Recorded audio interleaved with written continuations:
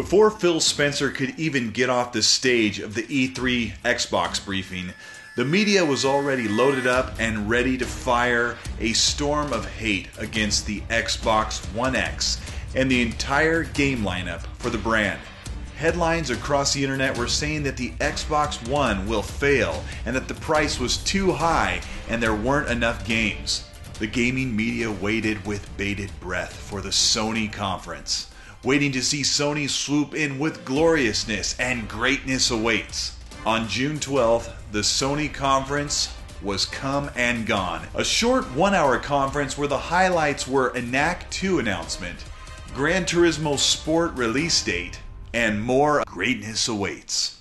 Sony front-loaded their conference with multi-plats running on the PS4 Pro.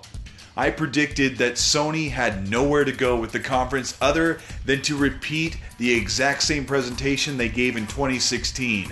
But the biggest highlights were games that won't come out until 2018.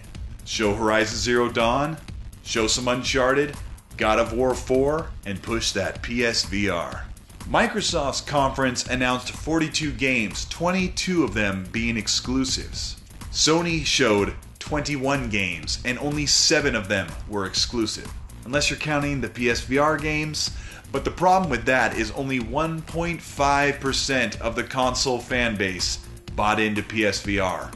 Let's take a look at what Xbox promised and will deliver for holiday 2017. Crackdown 3, Tacoma, Forza 7, PlayerUnknown Battlegrounds, and Cuphead. Microsoft has 2 AAA games coming this year and 3 indies. Now let's see what Sony promised for 2017. GT Sport, Uncharted Lost Legacy, Horizon Zero Dawn The Frozen Wilds, Matterfall, and Undertale. 1 AAA game, 1 expansion, 1 DLC, and 2 indies. Now, look at this and tell me who won E3. Let's look again at who showed more games. Xbox showed 42 games at their conference, which was almost 2 times longer than Sony's.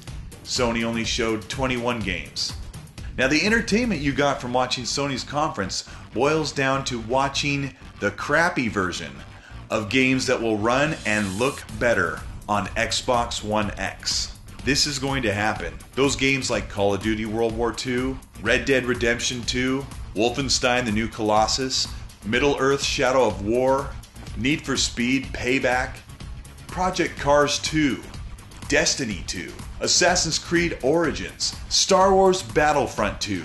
All of these major games that almost everyone is going to be buying and that were shown at the Sony conference are going to look better. They're going to play better on the Xbox One X. So tell me again, who do you think won E3 this year? Some of the biggest games coming out for the PS4 have truly held on to the mantra, greatness awaits. Now, Xbox has done the same with Sea of Thieves, State of Decay not coming out till 2018, and games like Crackdown 3 and Cuphead have been announced just as long as any Sony game. But remember, Microsoft showed us 42 games, and Sony showed us 21. I don't expect gamers to drop, trade, or sell their PS4, but Xbox One X offers more than any console, with Play Anywhere on PC and Xbox, backward compatibility games with the original Xbox and Xbox 360, 4K Blu-ray drive, the ultimate competitor to Twitch, Mixer, a streaming broadcast service with almost no lag, and the capability to broadcast at 4K. 4K 60 FPS game capture. That means true 4K gaming. Xbox Game Pass, $10 a month to install and play as much as you want on a rotating game system. And of course, EA Access, early access and vaulted installed games on your Xbox One. Time and time again, we've watched Sony act like pompous jerks, flaunting their sales and dominance in the console market by offering almost nothing to their gamers, making them wait, giving them very little service, having them rely on PS Now to pay and stream games they already own. Trust me, if you're a PlayStation gamer, you want Xbox to come back up out of the dirt and show Sony that you can't sit back and just pay for marketing deals and hope that the media will do your fighting for you. Xbox will never catch up to Sony, and maybe that's the way it should be, because if you look at this list, Xbox gamers are getting a lot more. This is Colt Eastwood. If you like this video, please share it with some gamer that's bragging about how Sony won E3. If you still think that Xbox One X is an overpriced machine with nothing to offer, I'd like to hear about it in the comment section. And maybe you can explain why Sony increased the PS4 Pro by $50 in Canada.